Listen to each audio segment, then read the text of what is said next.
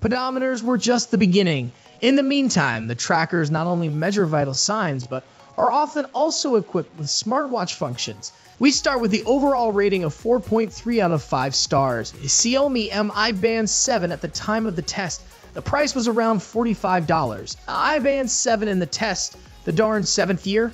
Strengths: large, sharp OLED display, many training programs and health functions, reliable pulse and speed 0-2 tracking, fast and convenient charging via magnetic contact. Weaknesses: immature firmware and app at market launch. Short battery life with active always-on display, still no GPS and no NFC. Probably the most popular wearable enters its 7th round. Xiaomi's Mi Band 7 relies on an even bigger display and a handful of new features just like in the previous years. As a fan of Xiaomi's fitness tracker series, I purchased the Band 7 just in time for the market launch and put it through its paces. The OLED display grows by about 25% compared to the Mi Band 6, which does not seem significant at first when you look at the spec sheet, but it makes a lot of difference in practice. The wider aspect ratio and the redesigned interface make many band displays clearer and easier to read. Mails and notifications from WhatsApp and the like are much easier to read than on the rather narrow Mi Band 6. Music control has also become a bit easier thanks to larger buttons. The brightness is high, but still cannot be adjusted automatically, which should be a standard feature for smart fitness trackers by now. At a brightness setting of 70-80%, reading the screen was possible, without problems even in direct sunlight. The touchscreen's sensitivity can now be adjusted in 2 stages. The factory set high sensitivity was too sensitive for me personally. Despite its larger dimensions and stronger battery, casing is feather-light and not a noticeable burden in everyday use. The Band 7 is slightly thicker, but it is not too bulky even for slim wrists. The display can now remain permanently active with the always-on function.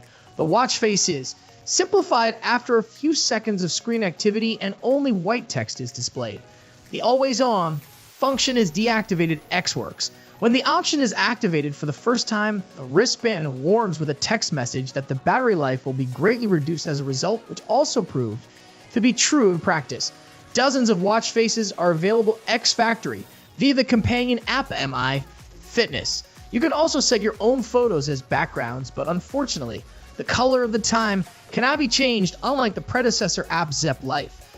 After the first startup, the Mi Band presented me with a rather jerky interface, but it regained its usual flabbiness with the first slow firmware update.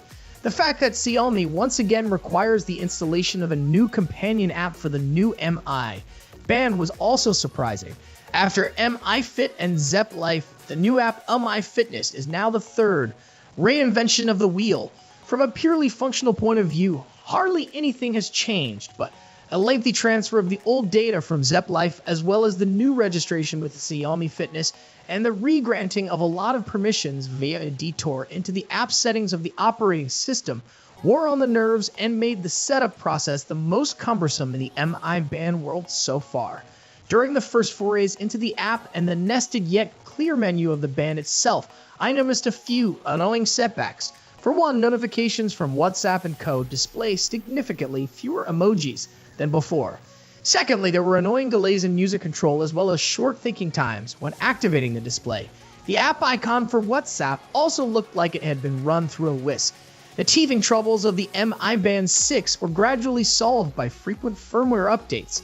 I assume that this will also be the case for the Mi Band 7. Commendable. Much more can be set directly on the wristband than before. Thus, reaching for the smartphone and the corresponding Mi Fitness app is rarely necessary. The normal Mi Band 7 does not support NFC. However, the NFC version that is available in China might come to Germany later. GPS is also not included, which is not surprising in this price range. The 7th Mi Band generation can automatically detect workouts for the first time. This function has to be activated once. Automatic recognition is available for the disciplines running, walking, rowing machine, and cross trainer. I would have liked to see bicycle and ergometer here. In the training menu, you can find a variety of supported sports, clearly grouped into rough areas like cycling, combat training, or running. The last performed sport automatically ends up at the top of the list. When walking or running, short pauses, for example, of waiting at a traffic light, no longer cause the tracking to be paused. The evaluation of the running training seemed clear to me, and the value is comprehensible. During a training program, all relevant data is permanently shown on the display. A swipe to the left takes you to the music control, and a swipe to the right takes you to the training management. Pause, quick cancel. Daily goals and the personalized PAI score provide motivation outside of training.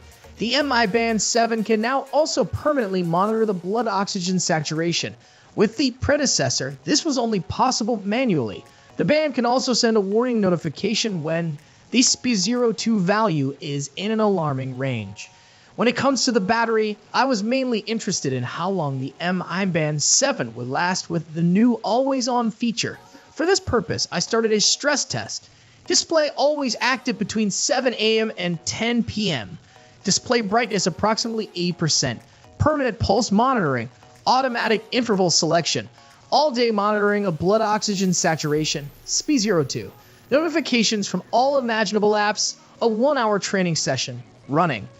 After about 3.5 days of this full program, the band warned me that it would like to be recharged soon, 15% remaining capacity. Without an always-on display, run times are probably twice as long and not much comfort is lost. This is because raising a wrist reliably activates the display. However, significantly longer run times than the predecessor are not in sight because the larger display and faster chipset take a bit more of a toll on the battery. Charging takes less than 2 hours and is done with a convenient magnetic contact on a USB cable, just like in the predecessor generations. Our conclusion? Of course, each product has its own strengths and weaknesses. So everyone should decide for themselves what suits you and of course your wallet best. We have linked all the products in the video description for even more details. Have you already decided? Or maybe you have one of these products at home. Then we would be happy if you let us know which device you prefer, and above all, why. I hope that I could help you a little deciding on your purchase. If so, please leave a like.